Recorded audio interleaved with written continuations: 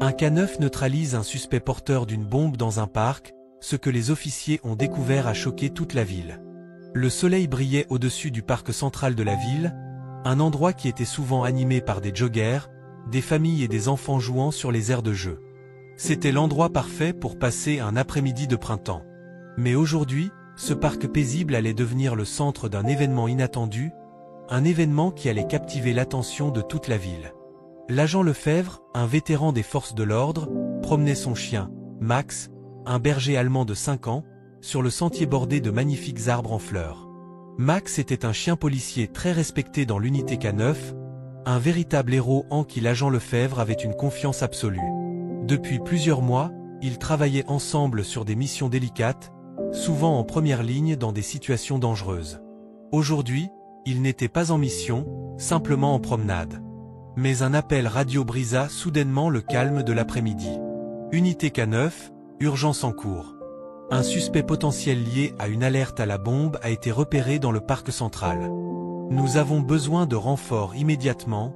L'agent Lefebvre leva les yeux vers Max, qui était déjà alerte, les oreilles dressées et la queue immobile.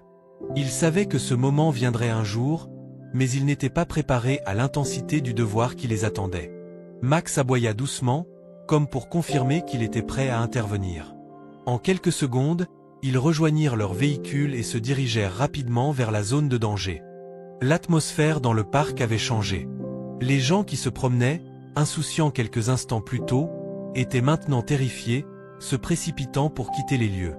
Des policiers et des agents de sécurité étaient déjà sur place, mais l'urgence était loin d'être dissipée. Lorsque l'agent Lefebvre arriva sur le lieu de l'incident, il aperçut une silhouette étrange près du banc de parc où les passants s'étaient rassemblés. Un homme, vêtu d'un manteau noir, semblait marcher de manière étrange, ses yeux fuyant le regard des policiers qui l'observaient. « Il est suspect », murmura l'un des officiers. « Il semble agité ». L'agent Lefebvre comprit immédiatement que le suspect pouvait être en possession d'un dispositif dangereux. Il ordonna à Max de rester calme et de suivre l'ordre à la lettre. Max était un chien entraîné pour détecter les substances explosives et d'autres menaces, et il n'allait pas faillir à sa mission. Le suspect, voyant l'arrivée des autorités, se mit à courir brusquement vers les bois. L'agent Lefebvre et Max n'hésitèrent pas une seconde. Ils se lancèrent à sa poursuite, leurs pas résonnant sur le sol gravillonné. Le chien courait avec une rapidité incroyable, son flair impeccable guidant l'agent, qui suivait de près. Max aboya et grogna, son regard fixé sur le suspect. « On ne va pas le laisser échapper. On est sur sa piste, Max », cria l'agent Lefebvre, se sentant à la fois excité et nerveux. Ils traversèrent un petit pont, puis entrèrent dans une zone plus boisée du parc. Là, le suspect se tourna brusquement, tendant la main vers sa veste comme s'il voulait en sortir un objet. C'était à ce moment précis que Max fit un bond en avant et saisit la main de l'individu, la tirant vers le bas avec une force étonnante. Le suspect, dans sa panique, tenta de repousser Max, mais il était trop tard. L'agent Lefebvre s'approcha rapidement et attrapa l'homme par le col. Il le plaqua contre un arbre, ses mains fermement sur les poignets du suspect. « Ne bouge pas. Ne fais pas d'erreur », ordonna-t-il, les yeux fixés sur l'individu. Le suspect, maintenant complètement maîtrisé, regarda autour de lui avec une expression de désespoir. Son manteau s'ouvrit légèrement, et c'est alors que l'agent Lefebvre aperçut un sac étrange attaché à sa ceinture. Un sac qui semblait bien plus lourd qu'un simple sac à dos. L'agent Lefebvre ne prit pas de risque. Il appela immédiatement les experts en déminage pour qu'ils interviennent. Pendant ce temps, Max se tenait debout, surveillant le suspect avec des yeux perçants. L'anxiété montait parmi les policiers présents, chacun conscient qu'ils étaient peut-être à quelques secondes d'une catastrophe majeure. « Max », murmura l'agent Lefebvre, « reste calme. Fais ce que tu fais de mieux. » Le chien, obéissant à l'ordre de son maître, ne relâcha pas sa vigilance. Son flair se concentra sur l'objet étrange près du suspect, détectant une odeur chimique. Cela confirma les craintes de l'agent Lefebvre. Le sac contenait quelque chose de potentiellement très dangereux. Les experts en déminage arrivèrent peu après, et après avoir vérifié minutieusement le sac, ils confirmèrent que c'était bien une bombe artisanale. La ville venait d'être sauvée grâce à l'intervention rapide du chien et de son maître. « On l'a eu, Lefebvre », dit l'un des officiers, visiblement soulagé. Max est un héros. Mais la découverte du sac n'était que la première étape. Ce qui suivit allait choquer toute la ville. L'agent Lefebvre resta un moment figé, observant les experts en déminage qui avaient commencé à désamorcer la bombe. Max, toujours vigilant, gardait un œil sur le suspect, qui était maintenant menotté et allongé sur le sol, les mains dans le dos. Le chien avait bien mérité sa réputation de héros, mais l'agent Lefebvre savait que ce n'était pas encore terminé. Les autorités locales, en coopération avec les experts en explosifs, commencèrent à examiner plus en détail le dispositif. Le sac suspect ne contenait pas seulement des explosifs, mais aussi une série de câbles et d'appareils électroniques sophistiqués qui semblaient être reliés à un mécanisme de minuterie. Le temps était compté, et chaque seconde qui passait augmentait la tension dans l'air. « Vous êtes sûr que vous allez pouvoir le désamorcer en toute sécurité ?» demanda l'agent Lefebvre, sa voix tremblante d'anxiété. L'expert en déminage hocha la tête, mais son expression était grave. Ce n'est pas un dispositif ordinaire. Il semble avoir été conçu pour causer un maximum de dégâts. Nous devons être extrêmement prudents. Max, sentant la gravité de la situation, émit un léger grognement, comme s'il comprenait lui-même l'importance de chaque mouvement. L'agent Lefebvre posa une main rassurante sur son épaule, et ensemble, ils restèrent immobiles, observant les experts qui se penchaient sur la bombe. Enfin, après ce qui sembla être une éternité, l'expert en déminage leva la tête. C'est terminé. Le danger est passé. Un soupir de soulagement se fit entendre dans la foule des policiers qui entouraient la scène. Les autorités avaient évité le pire, mais la question restait. Qui était cet homme, et pourquoi avait-il tenté de faire exploser un engin aussi dévastateur dans un lieu public aussi fréquenté? L'agent Lefebvre se tourna vers le suspect, toujours allongé à terre. « Qui êtes-vous » demanda-t-il d'une voix froide et autoritaire. « Pourquoi avez-vous fait ça ?» Le suspect leva les yeux, une lueur de défi dans son regard. « Je ne dirai rien. Vous n'avez pas encore vu tout ce que je sais. » L'agent Lefebvre sentit une vague de frustration l'envahir. Chaque seconde passée à attendre une réponse semblait lui enfoncer un peu plus dans l'incertitude. C'était comme si ce crime n'était que la pointe de l'iceberg, et qu'une vérité bien plus vaste se cachait derrière cet incident. Max, d'un instinct indéniable, s'approcha du suspect, et avant même que Lefebvre ne puisse réagir, il aboya fermement. C'était comme si le chien essayait d'exprimer ce que l'agent ne pouvait pas saisir avec des mots.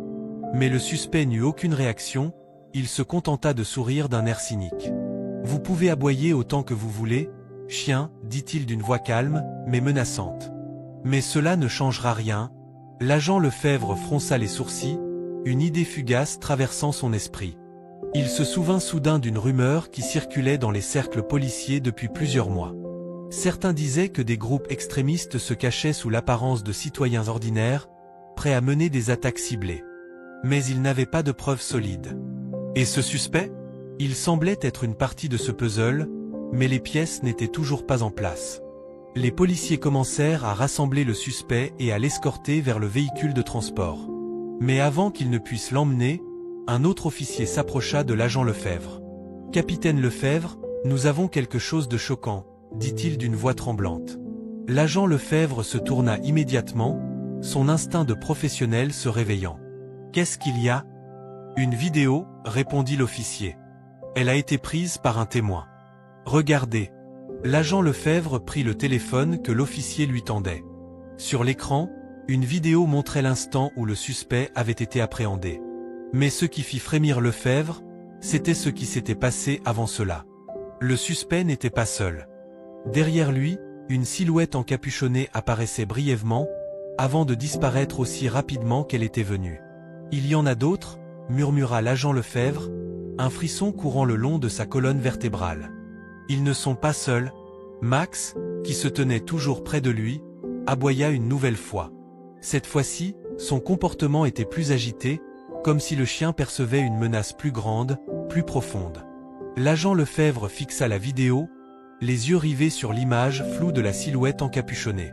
Quelque chose ne collait pas dans cette histoire. Pourquoi la personne derrière le suspect semblait-elle aussi calme, aussi calculée, comme si tout cela faisait partie d'un plan bien plus grand? « On a besoin de plus d'infos, » dit Lefebvre d'une voix déterminée. « Je veux savoir qui ils sont. Ce n'était pas juste un accident. C'était une mission. » Mais à ce moment précis, Un bruit inattendu interrompit leur conversation. Un cri perça l'air, suivi d'un bruit sourd provenant de la rue adjacente au parc. C'était comme si un événement inattendu venait de se produire, quelque chose de beaucoup plus grave. L'agent Lefebvre se tourna vers l'officier. « Allons-y, ordonna-t-il, son cœur battant à toute vitesse. On doit découvrir ce qui se passe. » Max, le chien policier, grogna, prêt à intervenir. L'agent Lefebvre savait que les prochains instants seraient cruciaux, et il n'y avait pas de retour en arrière possible. L'agent Lefebvre se précipita vers la source du cri, son esprit tournant à toute vitesse. Chaque fibre de son être lui disait que cet événement n'était qu'une partie d'un tableau beaucoup plus vaste et inquiétant. Max, toujours à ses côtés, semblait sentir l'urgence de la situation. Le chien aboya, pressant ses pattes contre le sol avec impatience, comme s'il savait qu'une nouvelle menace se profilait. Ils arrivèrent en courant à l'endroit où l'alerte avait été donnée, une petite ruelle derrière le parc. L'odeur de fumée commençait à flotter dans l'air. Un autre cri, cette fois plus désespéré, s'éleva de l'intérieur de la ruelle. C'était une femme, sa voix tremblante et remplie de peur. L'agent Lefebvre et ses collègues pénétrèrent dans la ruelle, leurs pas résonnant dans l'étroite voie, leurs mains prêtes à saisir leurs armes. Max, lui, renifla l'air, ses oreilles dressées. Le chien semblait détecter quelque chose, un danger imminent. Au bout de la ruelle, ils virent une silhouette émergeant de l'ombre. Une femme, les mains levées en signe de panique, les yeux remplis de terreur. Elle courait vers eux, les vêtements déchirés, ses pieds ensanglantés par les débris. L'agent Lefebvre s'avança rapidement pour l'attraper. « Calmez-vous, madame » cria-t-il, sa voix ferme, mais pleine de compassion. La femme s'arrêta brusquement, haletante, ses yeux écarquillés. « Ils sont là. Ils vont nous tuer. Vous devez m'aider. » Ses paroles étaient entrecoupées de sanglots. « Qui sont-ils » demanda l'agent Lefebvre, sa voix plus douce maintenant qu'il avait compris la gravité de la situation. « Dites-moi tout, nous sommes là pour vous protéger. » La femme secoua la tête, terrifiée. « Je ne peux pas, ils sont partout. Ils nous surveillent. Vous êtes en danger, tous. » L'agent Lefebvre la prit doucement par le bras, l'éloignant un peu de l'agitation de la ruelle. Il tourna son regard vers ses collègues. « On la met en sécurité. Puis, nous devons trouver d'où vient cette menace. » Max, fidèle comme toujours, se posta devant eux, ses yeux cherchant chaque mouvement suspect. Il était clair que ce qu'elle venait de dire n'était pas une exagération. Il y avait quelque chose de bien plus grand derrière cette histoire. La femme, une fois éloignée du danger immédiat, se calma légèrement. « Je sais que vous ne me croyez pas, mais c'est la vérité. Il y a un réseau. Un groupe secret. Ils se cachent dans l'ombre, et ils ont des moyens de communication qu'aucun de nous ne comprend. » L'agent Lefebvre se pencha vers elle, attentif. « Un groupe secret ? Expliquez-vous. » Elle sembla hésiter un instant, regardant autour d'elle comme si elle avait peur d'être écoutée. « Il y a des gens, des personnes haut placées, qui ne veulent pas que la vérité soit connue. Ils utilisent des attaques comme celle-ci pour nous faire taire. C'est un complot mondial, je vous dis. »« Des complots ?» s'écria un autre agent. « Nous avons affaire à une simple tentative d'attentat ici, pas à un film d'espionnage. » Mais l'agent Lefebvre ne le contredit pas. Il savait que la femme était terrifiée, mais ses propos ne pouvaient pas être ignorés. Tout cela semblait se connecter à un niveau bien plus vaste qu'il ne l'avait imaginé. « Continuez » demanda-t-il d'une voix calme. « Nous vous croyons. » Elle inspira profondément avant de reprendre la parole. « Ils utilisent des technologies que personne n'a encore comprises. Tout a commencé il y a quelques années. De petites attaques ici et là. Mais récemment, tout est devenu plus organisé. Les explosions, les messages cryptés, et maintenant les menaces de violence publique. Ils ont des agents partout. » L'agent Lefebvre regarda Max, dont les muscles étaient tendus, prêt à réagir à la moindre menace. La situation était devenue bien plus compliquée. Ce n'était plus un simple suspect arrêté après avoir posé une bombe, mais un élément d'un réseau bien plus dangereux. « Qui sont ces gens ?» insista l'agent Lefebvre. « Donnez-nous des noms. » La femme secoua la tête, visiblement angoissée. « Je ne sais pas, ils ne me laissent pas savoir. Mais j'ai entendu des rumeurs, des noms comme les fantômes et l'ombre. Ces groupes sont liés à des individus qui veulent changer le cours de l'histoire, influencer les gouvernements, provoquer des guerres, des révolutions, tout pour arriver à leur fin. Les fantômes? L'ombre? Répéta Lefebvre, son esprit en effervescence. Ce n'étaient pas des groupes qu'il avait entendu mentionner dans ses enquêtes récentes. Mais le simple fait qu'il n'en ait jamais entendu parler ne signifiait rien. Cela pouvait très bien être une organisation clandestine. Nous allons la mettre en sécurité, ordonna Lefebvre à ses agents. Mais nous devons aller plus loin. Si tout ce que vous dites est vrai, ce n'est que la partie émergée de l'iceberg. Les policiers commencèrent à préparer la femme pour son transfert vers un endroit sûr. Pendant ce temps, Lefebvre se tourna vers Max. Le chien restait à l'affût, ses yeux fixés sur la ruelle, comme si quelque chose d'autre se préparait dans l'ombre. L'agent Lefebvre savait que ce n'était que le début. Les indices étaient là, éparpillés dans les événements qui se déroulaient. Le réseau des fantômes et de l'ombre semblait être à l'origine de cette attaque. Et maintenant, il était plus que jamais déterminé à découvrir leur identité et à démanteler leur opération avant qu'il ne soit trop tard. Les heures passaient, mais l'enquête ne faisait que commencer. L'agent Lefebvre, ainsi que ses collègues, s'affairaient à interroger la femme, tout en cherchant à réunir davantage de preuves sur le réseau mystérieux des fantômes et de l'ombre. La situation semblait de plus en plus désastreuse et complexe. Chaque fil qu'il tirait semblait mener à une toile d'araignée bien plus vaste qu'il n'avait imaginé. À la base, la situation semblait simple. Un attentat raté, un suspect appréhendé et un groupe de policiers à la recherche de réponses. Mais à mesure qu'il progressait, le poids de l'énigme se faisait de plus en plus lourd, comme un nuage sombre menaçant de dévaster toute la ville. Des informations accablantes commençaient à s'entrelacer dans une grande toile de mensonges et de manipulations. Les fantômes, l'ombre, qui étaient-ils vraiment? Et pourquoi ces groupes semblaient-ils si implacables dans leur tentative de semer la terreur dans le pays? Dans les jours suivants, un calme angoissant régna dans le commissariat. Leurs efforts pour démanteler l'organisation criminelle se heurtaient constamment à des murs invisibles. Rien n'était concret. Chaque plan mis en place semblait voué à l'échec, chaque piste semblait s'évaporer avant qu'ils ne puissent la suivre jusqu'au bout. Cependant, ce n'était pas la fin de l'histoire. Un matin, alors qu'agent Lefebvre analysait les rapports d'incidents liés à l'attentat, une nouvelle donnée surgit dans leur enquête. Un agent anonyme avait laissé une note dans la boîte aux lettres du commissariat, un simple morceau de papier blanc plié en 4, avec une inscription mystérieuse. « Le perroquet vous attend ». Intrigué et perplexe, Lefebvre fit part de cette découverte à ses collègues. Un perroquet? Pourquoi un tel message, et pourquoi maintenant? Après une brève recherche, ils découvrirent que le propriétaire d'un petit magasin de reptiles et d'oiseaux exotiques, situé dans un quartier reculé de la ville, avait récemment signalé une étrange disparition. Un perroquet rare, un oiseau aux plumes bleu-violet spectaculaires, avait disparu sans laisser de traces.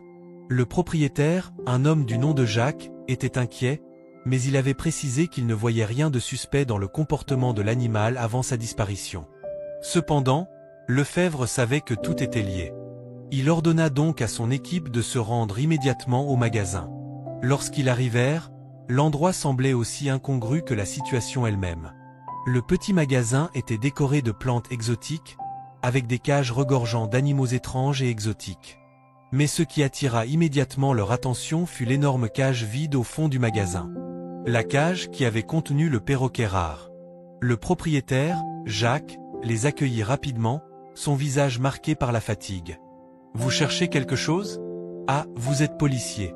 Je suppose que vous voulez en savoir plus sur mon perroquet disparu, n'est-ce pas ?» Lefebvre hocha la tête. « C'est bien ça. Nous avons reçu un message qui mentionne un perroquet. Nous pensons que cet oiseau est lié à une affaire plus grande. Pouvez-vous nous en dire plus ?» Jacques regarda autour de lui avant de s'approcher lentement de l'agent. « Je ne sais pas si vous allez me croire, mais je pense que mon perroquet, il est impliqué dans quelque chose de vraiment bizarre.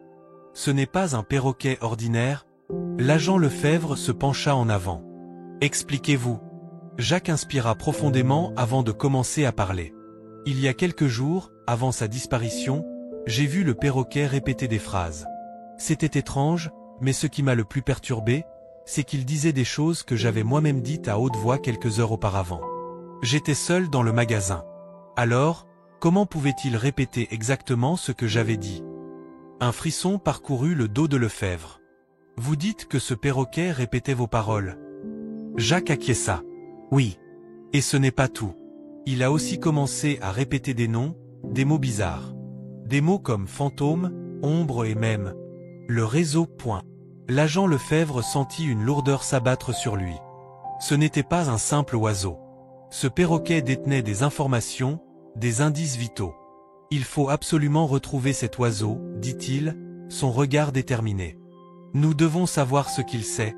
L'agent Lefebvre et son équipe poursuivirent leurs recherches frénétiques pour retrouver le perroquet. Mais l'enquête semblait se dérouler à un rythme effréné, avec des pistes qui se croisaient et se perdaient dans l'ombre des mystères qui les entouraient. Chaque instant qui passait les rapprochait un peu plus de la vérité, mais cette vérité était bien plus étrange qu'ils ne l'avaient imaginé. Le propriétaire du magasin, Jacques, leur avait fourni une adresse, une vieille maison dans un quartier abandonné de la ville. Ils pensaient que c'était là que l'oiseau avait été emmené. Sans perdre un instant, Lefebvre et son équipe se dirigèrent vers cette maison isolée, le cœur lourd d'une appréhension qu'ils ne pouvaient pas ignorer. Ils savaient que cette mission était cruciale. Non seulement la vie des innocents était en jeu, mais le destin de toute la ville pouvait être scellé dans cette maison. Lorsqu'ils arrivèrent, la vieille bâtisse se dressait devant eux, sombre et délabrée. L'air était lourd et l'atmosphère pesante. Chaque fenêtre était couverte de rideaux opaques, et la porte, bien qu'apparemment scellée, semblait avoir été ouverte récemment. Ils entrèrent sans hésitation, armés de lampes torchées et de leurs armes. Un silence lourd régnait à l'intérieur, un silence presque oppressant.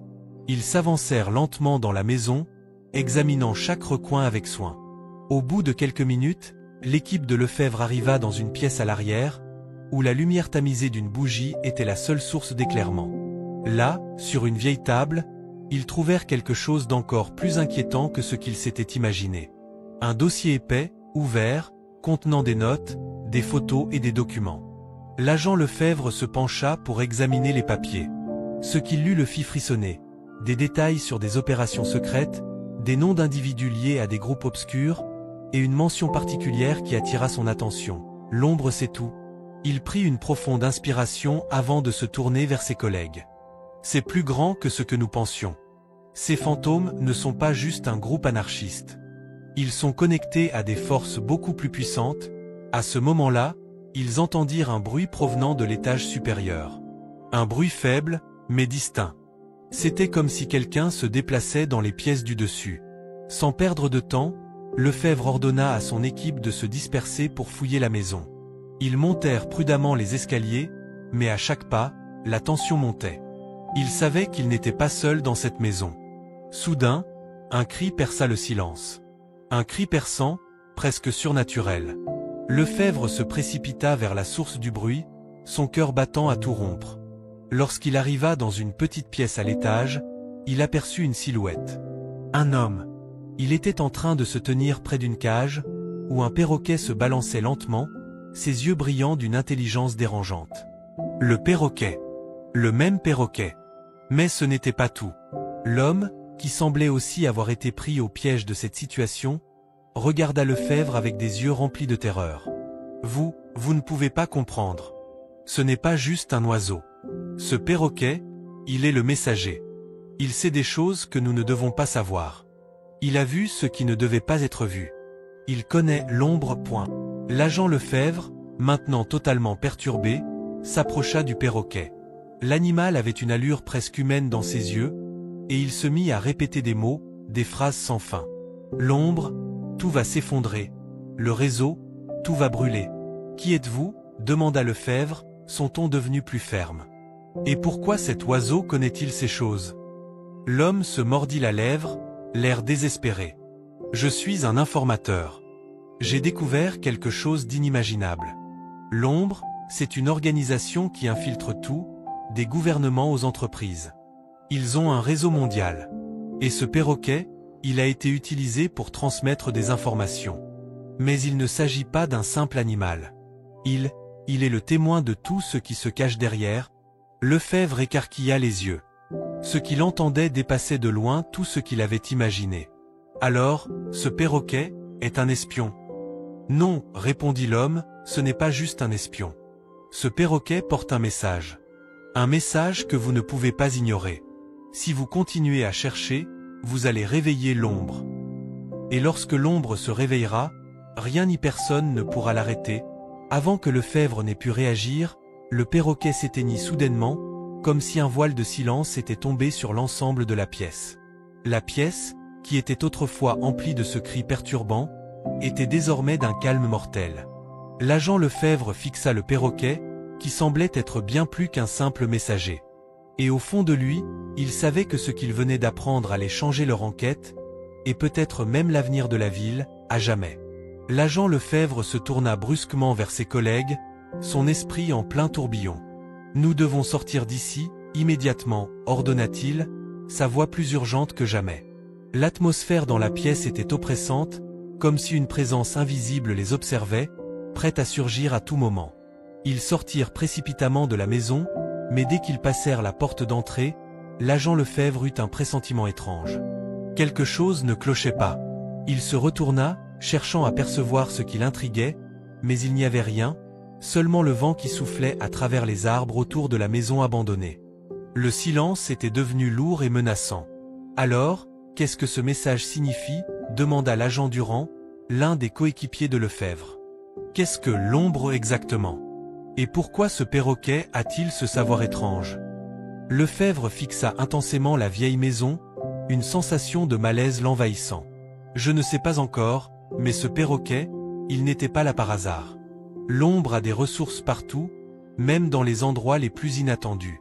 Nous devons savoir pourquoi il a été utilisé, et surtout, quelles informations il détenait. » En regagnant le commissariat, Lefebvre sentit que l'affaire s'épaississait encore. Des questions restaient sans réponse.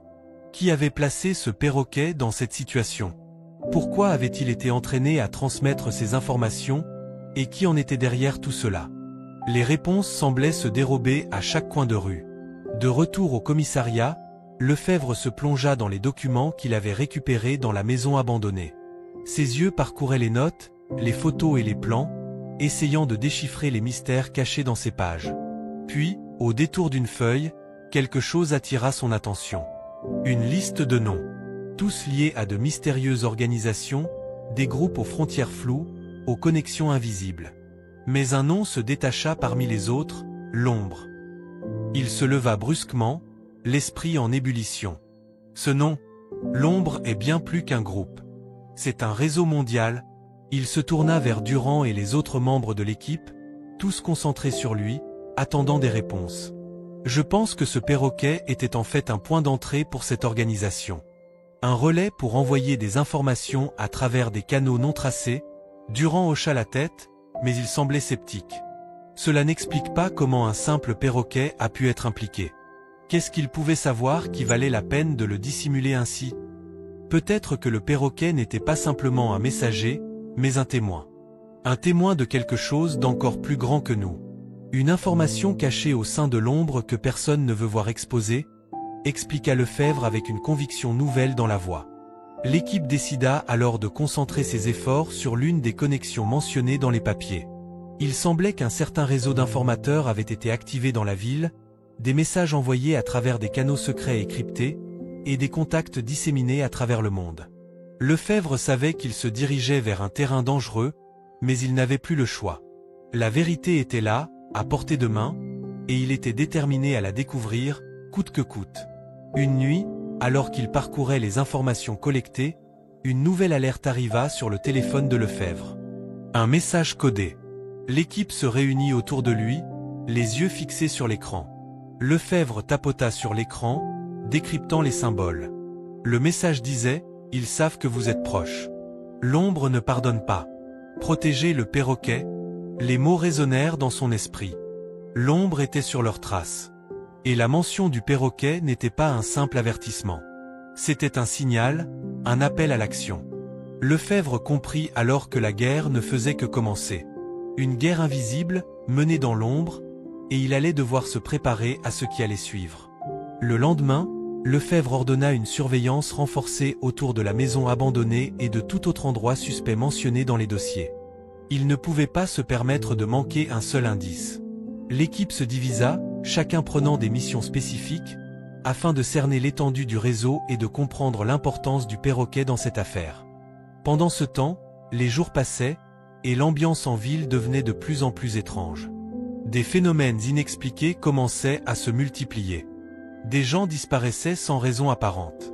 Des témoins parlaient de silhouettes mystérieuses qu'ils apercevaient dans des endroits inhabituels. Et plus inquiétant encore, certains policiers semblaient agir de manière étrange, comme s'ils étaient sous l'influence d'une force invisible. Lefebvre savait que le temps pressait. Si l'ombre avait commencé à agir dans l'ombre de la ville, c'était une question de temps avant que les choses ne dégénèrent complètement. Il se tourna vers son équipe avec détermination. Nous avons une chance, et seulement une chance, de stopper tout ça avant que la ville ne sombre dans le chaos. Suivez-moi, et nous n'arrêterons pas tant que nous n'aurons pas démasqué cette organisation et ses intentions. Les jours se succédaient dans une atmosphère de tension palpable. Lefebvre et son équipe avaient intensifié leur enquête, scrutant chaque recoin de la ville, à la recherche d'indices qui pourraient les mener à l'ombre. Chaque piste semblait se perdre dans un labyrinthe de mystères. Cependant, une chose devenait de plus en plus évidente. L'ombre n'était pas un groupe ordinaire. C'était une organisation secrète, aux ramifications profondes, qui avait infiltré des structures bien plus vastes que ce qu'ils avaient imaginé. Lefebvre savait qu'il devait agir vite, avant que l'ombre n'ait le temps de se cacher de nouveau dans les ténèbres. Mais la recherche du perroquet s'était avérée encore plus complexe que prévu. Des témoins commençaient à se manifester, mais leurs témoignages étaient incohérents, souvent effrayants. Personne ne savait réellement où se trouvait l'oiseau ou à qui il appartenait. Mais tous semblaient s'accorder sur un point. L'ombre avait quelque chose à voir avec lui, et cela ne pouvait être une simple coïncidence. Une nuit, Lefebvre eut une idée. Et si le perroquet n'était pas seulement un messager, mais le point de départ de quelque chose de bien plus grand?